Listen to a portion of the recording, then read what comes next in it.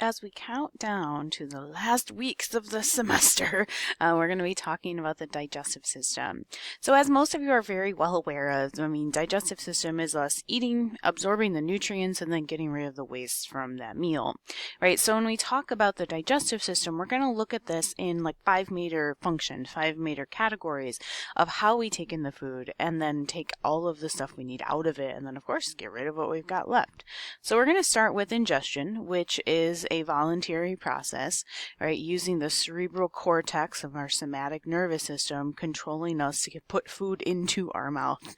Then, of course, we need to chew it up and pass it along. So much of the function of most of the digestive system is actually just to keep pushing things along from your mouth to your esophagus to your stomach and even through all of your intestines as it reaches the end. Now, along the way, we're going to work on actually digesting our food. Now, full digestion is us taking these food particles and breaking them down into smaller pieces and then eventually breaking them down into the monomers of their biological molecules, which is what we basically call nutrients. So there are two major ways that this happens, mechanically and chemically. Mechanical digestion is us just taking the food and breaking it into smaller bits.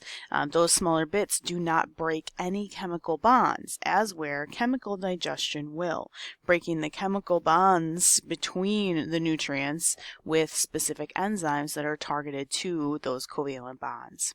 Now, after we are done digestion, or really, honestly, while we are still digesting, we are going to then absorb the food into our body. This happens mostly in the small intestines, where we are going to absorb the nutrients into our blood system and our lymphatic system. Now, of course, then, by the time we're done, we still have stuff left. Everything we eat we cannot digest, and it has to be passed out as fecal matter into the world. So defecation is us getting rid of all of the stuff we don't need and or cannot digest. So we're going to walk through the whole thing from beginning to end, the entire canal, from the mouth all the way through the anus. So we're going to start at the mouth and head down through the pharynx to the esophagus. Now remember, the mouth will pass food into the oropharynx, then the laryngopharynx, then into the esophagus. From the esophagus, the food will get pushed down into the stomach. The stomach will then churn the food and pass it into the small intestines, and then the large intestines, and then, if you're a smart aleck, the toilet always gets put there at the bottom. So we're going to start with the mouth, talking about how it does and begins this process of digestion. But before we do that, we need to talk a little bit about the tract itself. What are some of the characteristics of the entire tract? And of course, along this way, we're going to be talking about all the accessory organs that are going to help out with all of those five things we just looked at, which includes the teeth, the tongue, and the salivary glands we'll look at in the mouth, and then the liver, the gallbladder, and the pancreas, which we'll talk about as we look at food going into the small intestines from the stomach. So our abdominal cavity, as we talk about in 244, right, is basically everything below the diaphragm. So the abdominal cavity is where our digestive organs are. Now this also overlaps with some of our other organs, especially as we talk about our urinary system with the retroperitoneal cavity and our reproductive organs. So every organ in our body has a protective layer, right? Those protective layers are usually made of a serous membrane. There is no exception here in the digestive system. But this serous membrane is considered the peritoneum in the peritoneal cavity, right? So the visceral peritoneum is the one that's going to touch every organ. So the stomach, the intestines, the esophagus will all have a layer of peritoneum.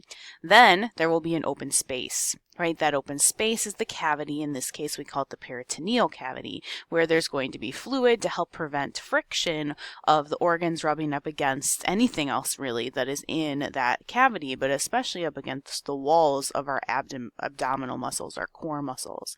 So the peritoneal cavity is going to then touch the parietal peritoneum, which will be touching our abdominal muscles on the anterior part of our body, and then your more like core muscles on the back of the body. Now, also unique to the abdominal cavity is the mesentery. This is peritoneum, so it is serous membrane. It's very thick serous membrane, and it is a spot where fat is stored in the body, but a lot of it's just for connection, honestly, to make sure that our system stays in line, and we get the blood and the lymphatic system and everything to the intestines and from the intestines.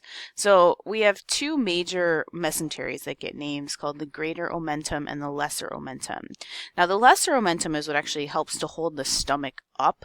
It attaches to the lesser curvature of the stomach and then kind of the posterior side of the liver. And then the greater omentum is the one that we've seen in a couple of videos you saw on the cats or the dissection specimen as the cover over the small intestines. It's kind of more like a curtain, which is where fat is stored. Specifically, males tend to store a lot of their fat there, which is why we see more beer bellies when we look at the gentlemen, as opposed to females that can store fat here, but they tend to store their fat in other locations. So if we look at the cavity, right, and as we move into the next chapter, we'll talk about the kidneys, which you can see here in this gray drawing, but you can also see the two layers of the peritoneum, right? So you've got the visceral and the parietal, and then of course the cavity in between that. Now we're going to look at the entire canal now. We're going to look at all 4 layers of the canal, starting with the deepest of the 4. So this is the one that would actually be touching the food, okay? It's the lumen where the food is going to be coming through. Now this, since we have to have a food particles here, we need a lot of lubrication, which is what the mucus is for.